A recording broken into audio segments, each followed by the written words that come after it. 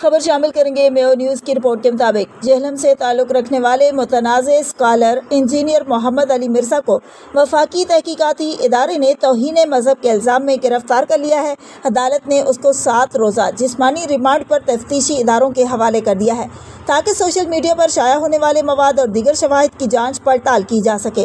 عدالت نے ہدایت دی ہے کہ ریمانڈ مکمل ہونے پر اسے دوبارہ پیش کیا جائے اور تفتیشی رپورٹ جمع کروائی جائے۔ ذرائع کے مطابق اس کے خلاف مقدمہ پاکستان پینل کوڈ کی توہین مذہب سے متعلق دفعات کے تحت درج کیا گیا ہے۔ اس کے ساتھ ساتھ الیکٹرانک جرائم ایکٹ 2016 اور امن عامہ کے قوانین بھی شامل کیے گئے ہیں۔ اس کو سخت حفاظتی انتظامات کے تحت جہلم سے راولپنڈی منتقل کیا گیا، جہاں نیشنل سائبر کرائم ونگ اور دیگر تحقیقاتی ادارے تفتیش کر رہے ہیں۔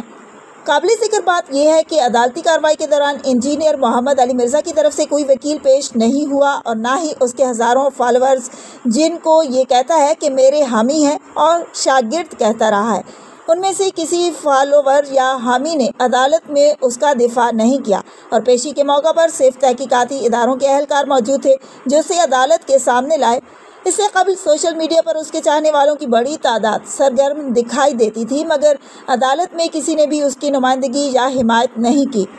اس کے خیالات اور بیانات ماضی میں بھی کئی بار تنازع کا باعث بنے ہیں اور اس کے خلاف مقدمات درج ہوتے رہے ہیں۔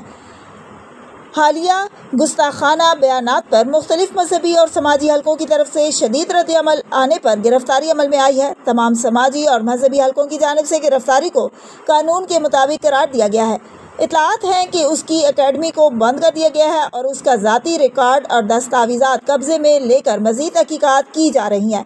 حکام نے عوام سے تحمل کا مظاہرہ کرنے اور کسی بھی قسم کی کشیدگی کرنے سے گریز کی اپیل کی ہے۔ عدالتی ریمانڈ ختم ہونے کے بعد تفتیشی ادارے مزید شواہد عدالت کے سامنے پیش کریں گے اور آئندہ کا قانونی لاہ عمل طے ہوگا۔